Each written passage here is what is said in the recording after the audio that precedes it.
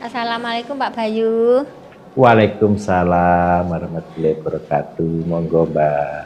Dalem Bu Minah saking Jimbe Kademangan. Nggih. Cerita riyen nggih Pak Bayu, raose Monggo. awak kula nggih. Nggih, Mbak.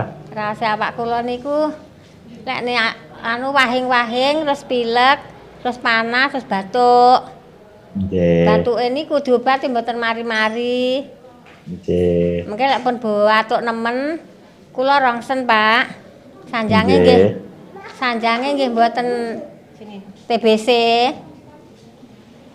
Terus lek nek batuke kula obati, mriki deg-degan. Nggih. Baik. Terus saya Napa malih? apa sih? Apa sih? Lali, Pak, sih. Santai-santai iki. Nggih, lali, Pak. Iya. Oke. Kula jawab riyen nggih. Nggih. Ngeten, Bu, niki setunggal paru-parune kirang berkembang. Mangke jenengan nyuwun terapi teng ngajeng ditarik lehere kalih tarik pahune. Mboten sakit, Niki Pak. insyaallah mboten enteng jenengan malah nagih niku mangke kepengin Ya, diterapi. ini kok kados dibekuk-bekuk ngoten kok. Mboten sing sakit niki tarik dada kalih leher mawon. Lajeng nomor kalih kula nyuwun dulu. Mangke pundhutaken BSM 7. Diunjuk sak sendok BSM 7 kalih susu. Susune bebas sak kajenge jenengan. Injing sak sendok, dalu sak sendok. Nggih. Nek watuk jenengan damelaken permen. Permene ndugi kencur ditumbuk. Patosaken gula batu ditumbuk pindah terus didamel bunder-bunder nek pas watuk jenengan dahar. Nggih. Nomor 3 bendinten kula nyuwun tulung dahar daun katu. Atu nggih. Nek boten wonten katu saged brokoli. Nggih, lek brokoli sering punan. Niku sing sering kalih nek wonten sukun dahar sukun. Kersane paru-parune berkembang. Nggih. Akhire make boten sesek, boten watuk. Nggih. Mboten nate sesek lho, Pak. Nggih. Terus mangke ngeten, seseke niku biasane nek pas watuk terus kan boten aja nyelkit-nyelkit ngeten biasane ten mriki. Watel ngoten. Nggih, Gatel. nggih. Lah niku mangke nek pas gatel nyendari permen. Nggih. Niki ngunjuk BSM 7 niku insyaallah sampun saya tapi ra ditani. Kira-kira nggih 6 bulan. Nggih. Nek kepengin lebih cepet jenengan saged paringi BSM 6 kali BSM 7. 6 itu. Tapi nek menurut kula 7 kemawon riyin. Kersane enteng rumiyin mame sing kathah bebas mungkin saged cepet saras. Nggih. Kula nek Napa nek di semangka mriki kok dhuwedeg to, Pak? Boten pareng nek semangka melon pisang pasti ndedeg ngadarane pasti mboten eco. Nggih. Semangka pisang melon nangka sirsat mboten pareng. Nggih. Nggih. Kula lek napa watuk nemen ngoten kok cek dahak nggih negatif lho, Pak. Nggih, mboten apa niki mboten dugi paru-parune sakit Mboten. Tapi paru-parune mboten berkembang, terus kalih wonten masalah tenggene jantunge gedhe. Nggih, Nek kula lek dalu damelaken wedang jahe Nggih. kalih lemon.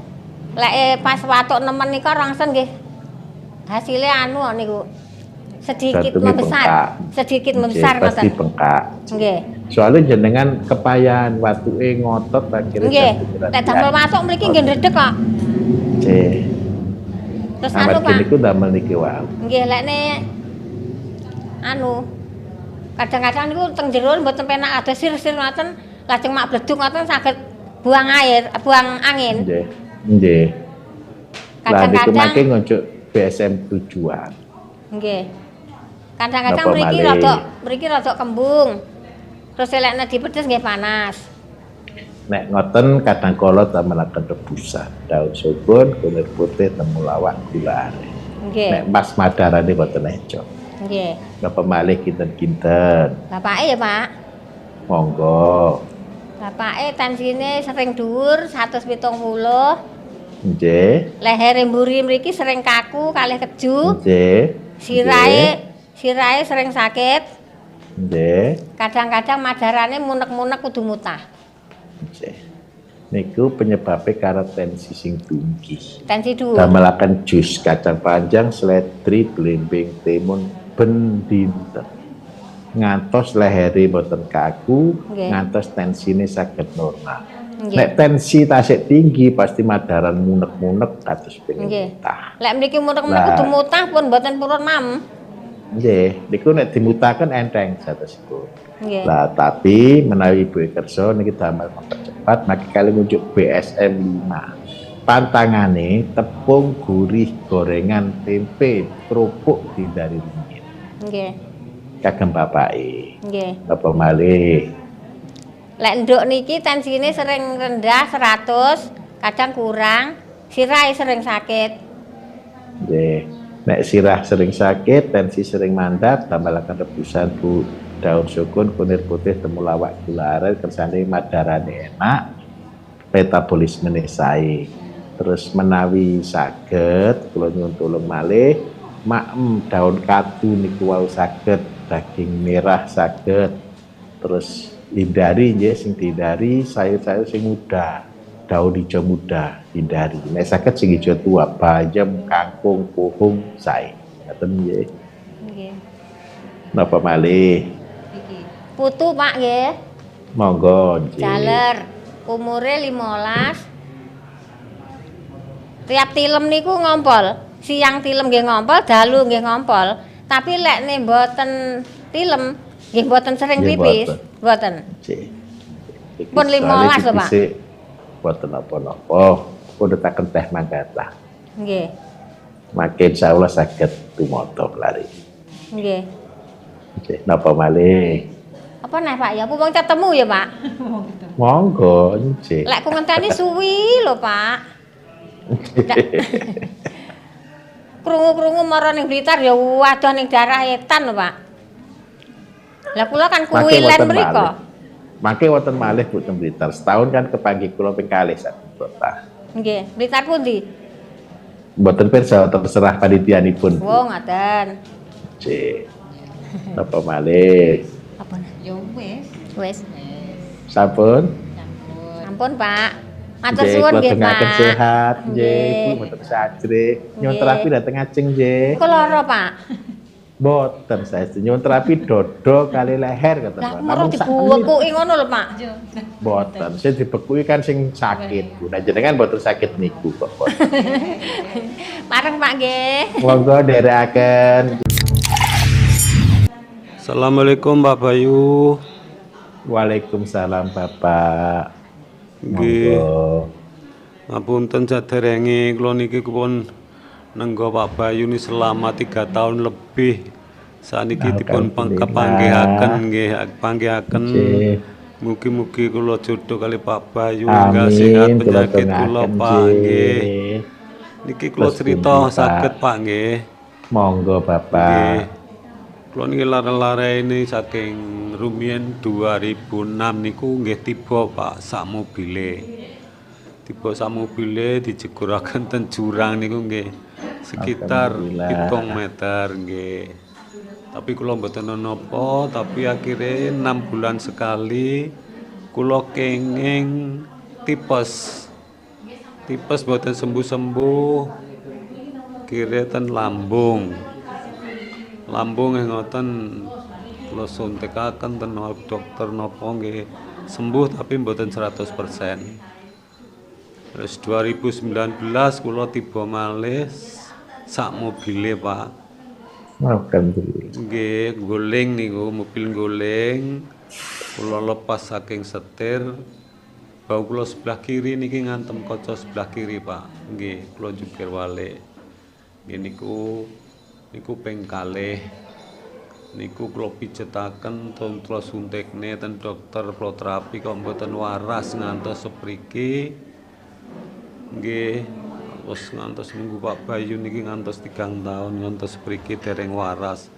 Sakniki Pak, bau kula kiri kanan niki linu, panas, kebas, gringgingen, diangkat niki likaten Pak. Ngapunten nek sak pinten ngangkate sak meter saged? Samenten saged nggih. Minggah malih kedhi ngeten. Dia malih niki badhe likaten Pak kaku niki. Nggih, pun baik nggih. Nggih, niki Napa kaku. malih Terus niki Pak, ten Gulu niku swakit Pak. Niki di MRI kalau wingi ini sanjange nggih urat saraf Sumpah kecepit. sumbatan? Nggih sebelah kiri urat saraf kecepit. Lah lek diperiksa darah enten sanjange niku napa niku radang sendi. Nggih. Kayak niki ten geger, ten bokong, ten boyok, ten pupu. Pokok ten sikil niki kuwebas Pak kandel, damel melampah nggih wamprat nggih.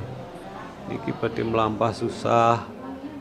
Kayak niki terus ten madaran nggih pewanas, badhe BAB susah, badhe kentut nggih susah. Kayak niki pipise niku nggih susah Pak, kula wonten dioperasi wonten kantong kemih sanjange enten benjolan ngoten. Nggih, niki ngantos mriki niku kula gringgingen Pak. Nggih. Pewanas niki nggih, pokoke mboten saged napa-napa nggih niki Pak. Awake dilurusaken ngoten mboten saged. Enten untu niku linu kabeh Pak. Nggih. Ten untu linu badhe napa wonten mripat niku nggih. Napa nggih? Kemabyur. Nggih pedes ngoten Pak, pedes terus Nggih.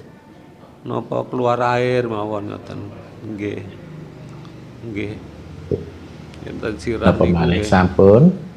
Niki kali istri kula Pak. Boten kagem jenengan rin, kagem Oh jenengan. nggih.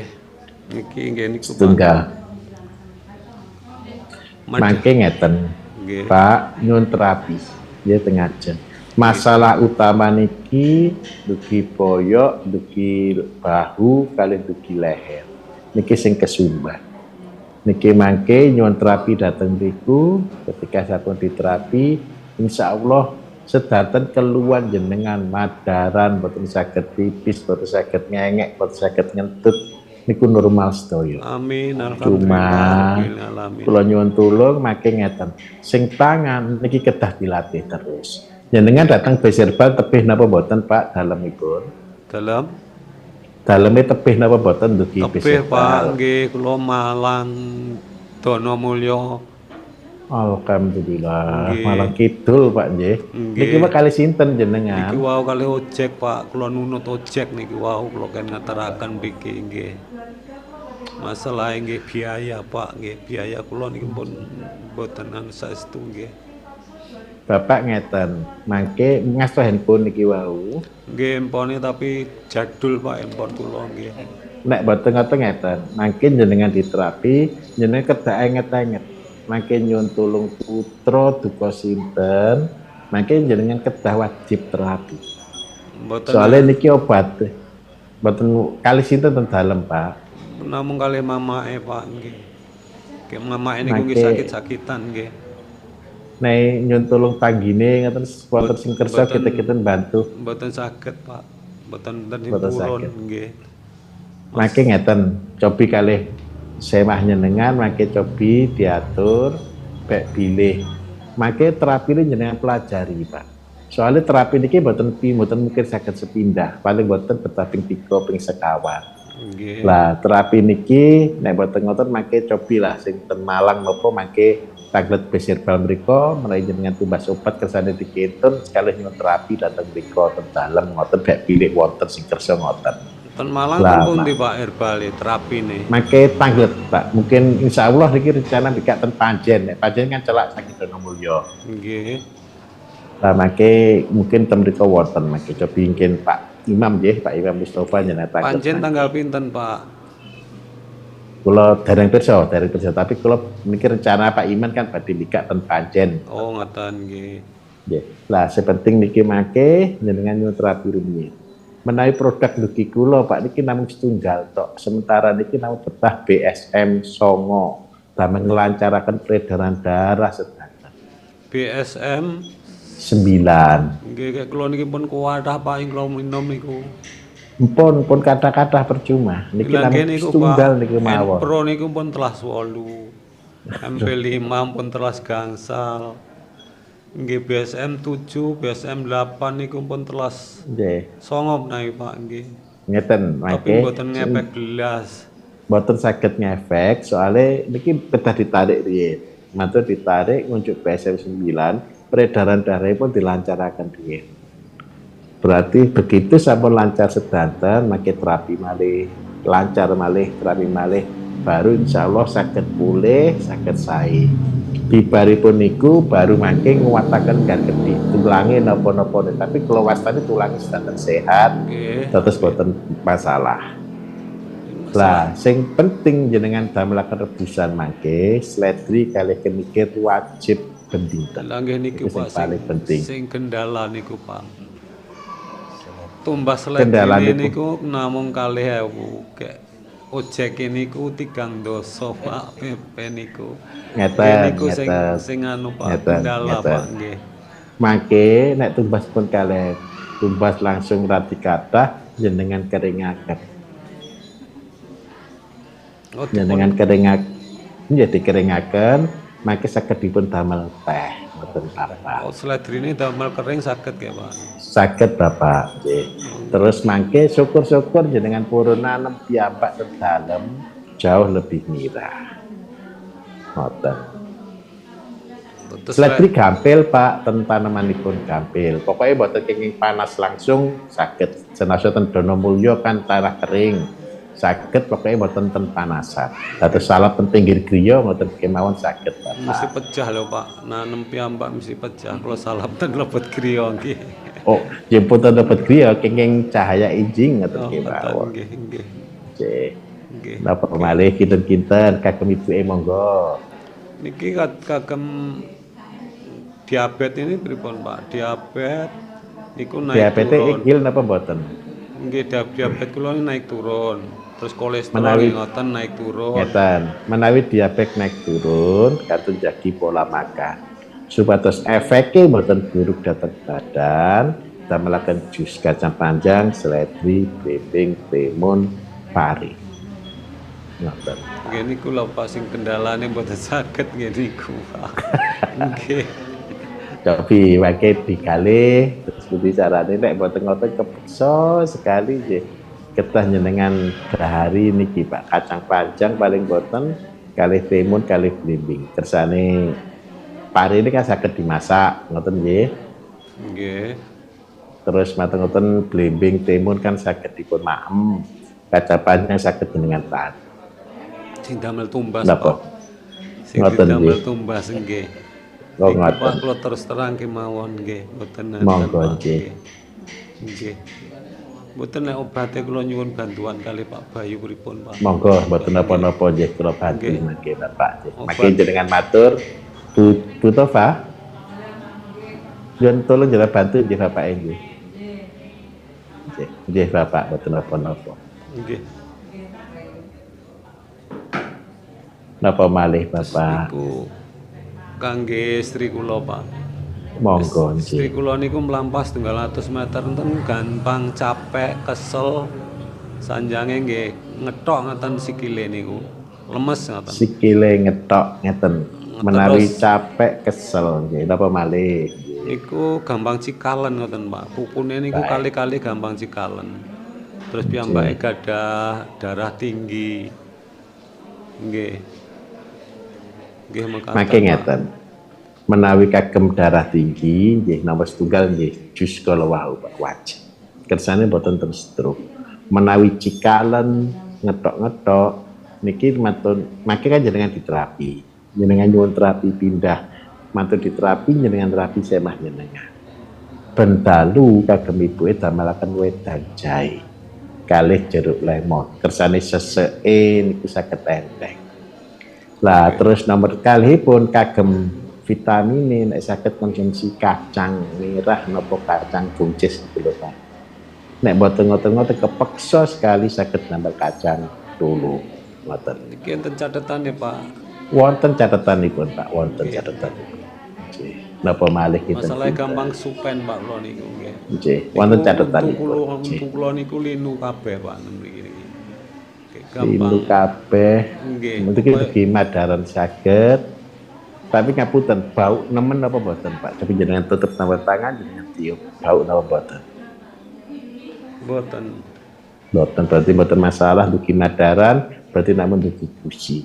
Napa Nek dugi dugi urat gusi sarape kecepit niki, Pak? saged ugi nggih. Saged ugi Bapak. Nggih. Cobi mangke jenengan terapi rumiyin nggih. Terus dibaripun iku jangan raosaken, terus mangke jenengan enget-enget kalih ningali sing tiang-tiang sami terapi jenengan mangke saged praktekaken. Mugi-mugi dados rezekine jenengan kagem Ibu Pindah. Amin. Baik pilih nggih jenengan mangke saged terapi, saged nulung tiyang, saged dados pedamalan kagem panjenengan Bapak. Napa malih? Nggih niku Pak masalah madaran niki kok nek dimami kedhik ngoten nggih niku kembung, tapi Nggih. cangkeme niku nun sewu Pak, cangkeme niku maune niku mangan terus. Nggih. Tapi Mboten madarane apa-apa, mboten trima. mboten kiat. Niki dugi boyokipun, Pak. Nggih. Mangke mugi-mugi mantun dipun terapi, saged lancar, terus madaran telah dienteng, terus nomor kalih pipis BAB jenengan saged pulih. Niku dugi boyoke, Pak. Terus sing saking urat saraf kecepit niku nggih. Nggih, niku nyebabaken niku wau, tapi sing kecepit ten boyok, sing ten leher niki ten tangan, ten leher, ten bahu, kali ten mulut niku dugi leher. Nggih. Leher sebelah kiri, Pak. Nggih. Betul. Makin nyun terapi nggih dateng ajeng. Nggih. Napa malih? Nggih sampun Pak ngaten nika matur suwun. Mugi-mugi sehat, kula Amin. dongaaken Nggih, Bapak nggih. nggih. Nggih. Dengan sekali donga. Nggih. Matur nuwun nggih. Matur sawun sanget Pak. Nggih. Nggih, Assalamualaikum Bapak. warahmatullahi wabarakatuh. Waalaikumsalam warahmatullahi wabarakatuh.